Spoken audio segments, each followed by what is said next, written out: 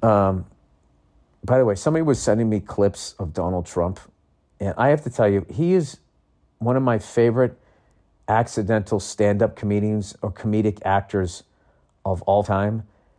And I cannot take anybody seriously that voted for that guy. I just can't. Like, how many times can you look the other way with this guy? Somebody sent me this thing. He was talking about people throwing bags of soup at police officers. He's like, heavy bags of soup.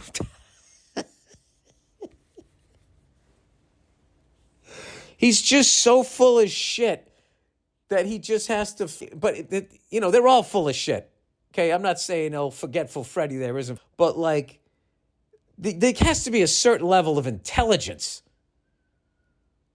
I mean, that's my, with sports fans, with nationalistic people, and then people who pick a political party where they just get so into it that they get to the point that they can't call a dumb just because they're on your team or they're wearing the political colored tie you like or they're from your country. I mean, that's one of the fucking flaws of human beings, and I've been guilty of it, where you'd rather win than be right. And you just be like, this guy's a fucking moron. And then they'll be like, well, fucking so-and-so said some dumb shit. It's like, all right. Yeah, no, they're all dumb. They're all dumb. Just say it with me. Just say it. They're Joe Biden is like, that guy shouldn't even be, thank God he became president. We got him off the road. He's not driving anymore.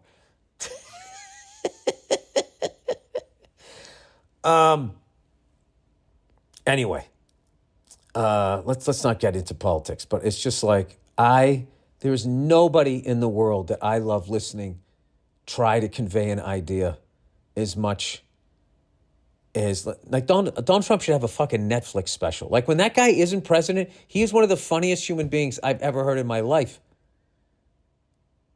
He's like such a character, but then when he becomes, I don't know, like Joe Biden would be fucking hilarious if he wasn't president. Like, you start to wonder, like, it's like Weekend at Bernie's. They just, like, wheeled the guy out with fucking sunglasses on. I think it's what do the kids call it, a deep fake? They probably have somebody else that still has their marbles together talking for the guy. Anyway, what's going on with Russia and, oh my God, why can't I ever remember the name of that country? Kiev. I can remember the name of the capital. Dude. I need like a fucking mental break is what I need. Ukraine. Jesus Christ, the Ukraine. Is that how you say it? Kiev? I don't know how to say it. What's going on with that? All of a sudden, like, they're not reporting on it. I'm hearing that the underdogs are starting to win some fucking... They're starting to win some... let me see, like, who's winning here? Because you just got to be rooting for the Ukraine. Ukraine, here we go. Ukraine versus Russia. Who's winning? Because I saw some great shit where they were fucking... I don't know. I feel like they're only showing us the highlights. Ukraine-Russia war casualties. So far, who's winning? Who is winning in the Ukraine-Russian war? The war that has started between Russia... Why can't they just give you the answer? Why can't the West admit that the Ukraine is winning? I'm ready to admit that. I want that to happen. America is too accustomed to thinking of its side as stymied, ineffective, or incompetent. Is that what we're used to? When I visited Iraq during the 2007 surge, I discovered that the conventional wisdom in Washington usually lagged the view from the field 2 to 4 weeks. Something similar applies today. Analysts and commentators have grudgingly declared that the Russian invasion of Ukraine has been blocked and that the war is stalemated. Look at that. Shout out to the Ukraine.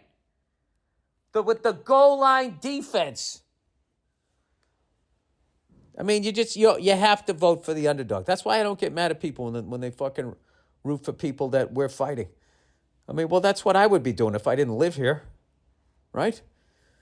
You always have to vote the underdog. I think if you vote for the favorite, that just says something about you, right? which is why when I became a college football fan, I didn't jump on the Alabama fucking wagon. I went LSU. I like fucking Auburn, Georgia, Tennessee. I like University of Kentucky. I just can't get into. They're just always going to be a basketball school for me. Oh, speaking of which, how about a shout out to the Kansas Jayhawks? I missed that game because I was working. I had a break at one point, and I saw they were down by 15 points at the half. And they just, right out of the locker room, they just came out there and they fucking took it to them. Fucking Carolina couldn't hit a bucket, but I heard Carolina came back, and then one of their big men got hurt. And once he got hurt, that was it. But this is something else that I didn't know.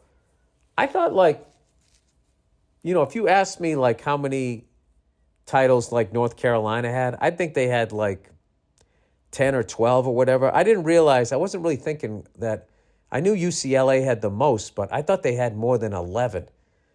But when you think about it, when you have a 1 in 64 chance that there's 64 teams making the playoffs, it's one of the harder championships to win as far as odds go. So it's UCLA has 11. Kentucky has 8, I think. Is it Kentucky? Then UNC has 6. Duke has 5. They're everybody's in single digits except UCLA. I found that pretty amazing. As amazing as I want to see what happens to the Duke program now that Coach K is gone. This is such a critical fucking time where the next guy has to win. You got to keep it going. Even though they won for 40 straight fucking years, 42 straight years with Coach K, it's like how University of North Carolina, it was critical that when Dean Smith stepped down that they continued to win. And I want to say in the early 90s, that Montrose team, was he coaching that one? I wanted to say by then that was already his son or something like that. But they were able to keep it going because watching what happened with the University of Michigan football, where you go from winning and being a destination school, it only takes 5-6 years of losing, and then kids don't view the school as a winning program. 7-8 years, you got to figure an incoming freshman, you've been losing since he was 10 years old. I don't think he's really paying attention to college history, but he's been watching the last 8 years as he was moving up the ranks in football, and all he does is see you lose to Ohio State every fucking year. That was why it was so huge today, this past year when Michigan finally beat Ohio State. You got to, at some point, you got to get that big victory. Or what you do is what Oregon did. You never win shit, but you come out with those disco ball fucking helmets, and there's enough good players out there man, I want to wear that uniform, which is one of the most interesting ways I've ever seen a program built, is that they came out with these space-age Buck Roger fucking uniforms, and it literally turned the program around for a little while. I think they kind of settled back down, though. Am I crazy? I have no idea. I'll tell you what I got right now. Crazy free time